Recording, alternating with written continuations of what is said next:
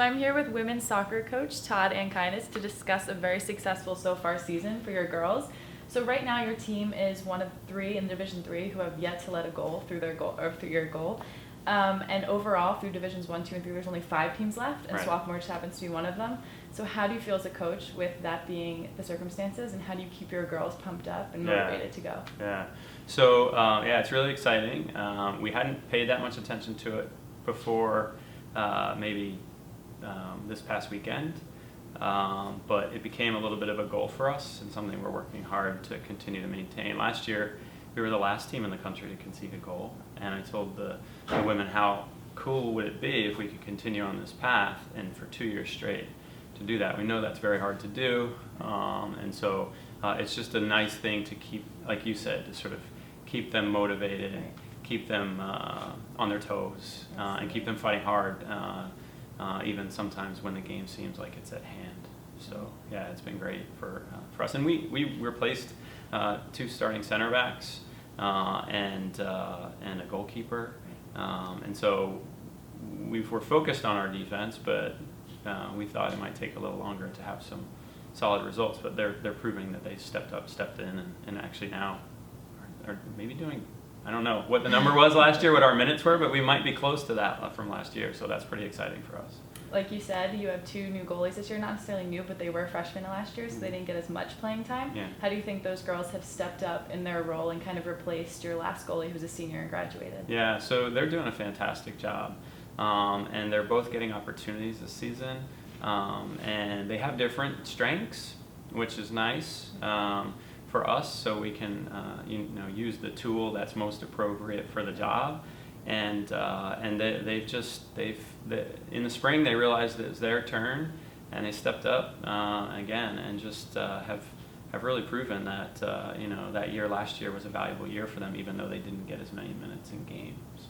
So you did have a few of the defensive line players graduate as well. Yeah. So with more defensive lines leaving and your goalie leaving, so how did you think that your expectations coming to the season with losing kind of that whole line? What did you expect for this season? Did you expect the no goals again? How did you guys come into the season? No, so yeah, I mean that's a pretty crazy thing to think about. Beginning of the season anyway, it just sort of happens as it did last year, and then we were excited that it happened. But so we don't really plan that way. But we knew from the spring that we've got a good crew. We've also had some players that play different positions in the past that we've put in the back line who are doing fantastic, so who have the right skills to be able to do the job back there. And so I thought it was going to be a bit of a rebuilding year. I knew we had quality players, but it takes a little while to, especially defensively, to be organized, to know what each other's doing, and to be in good position. And they've burned through that a lot quicker than I thought, and seems like they feel pretty comfortable right now with their role, their positioning, their communication, and so the gelling is definitely happening. So I give them a lot of credit.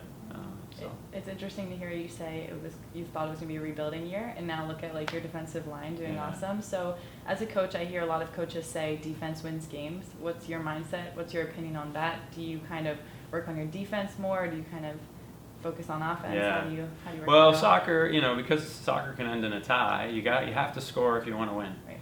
So you got to get at least one. And so, we put the same emphasis on both sides of the ball. And it's not just our defense is defending; it's our team defends and our team attacks. Right. And so, we're very fortunate that we have players that are committed to that. And using Caroline Coates as an example, I mean, she's a forward. She came in as a forward. She played as a forward for us last year, and now she's on the outside back, and she's doing really well. We have a couple other players in that back line who are moving around. So KZ was on the outside. Now she's playing in the center, which is what she did in high school, but it's been a while.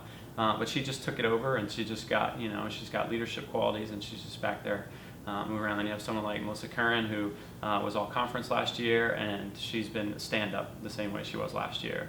And then some new players mixing it up there. Yaz was on the team last year, but didn't get as much time with those seniors who did a really nice job for us last year.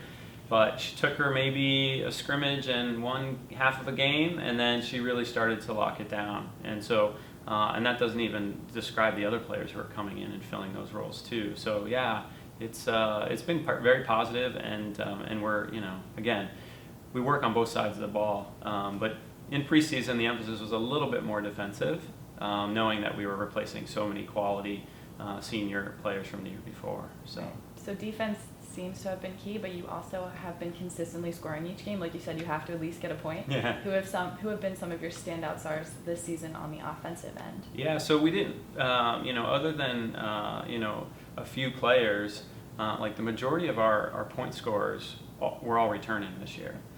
Very proven players, from Marin McCoy, Hannah Lichtenstein, Katie Doherty, Mele Johnson, Claire O'Brien, and the list goes down not just through our forward line, but also through our midfield as well.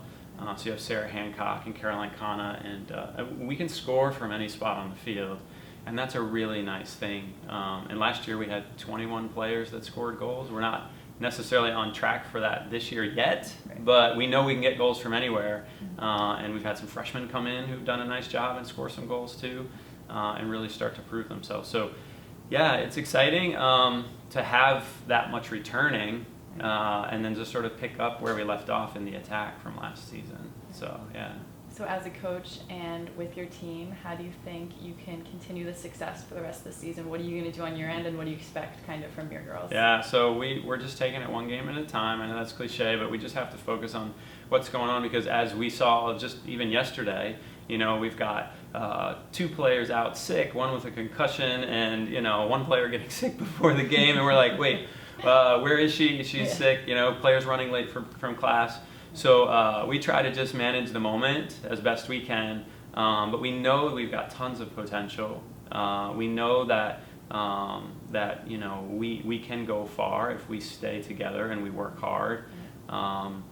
I feel very confident that this group has more upward mobility, because I don't think we've played our best soccer yet, and it's great to get results when you're not doing your best, but we've got to keep pushing ourselves, and I try and do that in training every day, and so we'll see how the season goes, but we feel good about our non-conference so far, going into conference play. But the Centennial is tough. Yeah. It's really tough, and so we're hopeful that we can continue the trend that we did last year through the Centennial. So. Awesome. Well, thank you very much for your time. You're welcome. Thank you.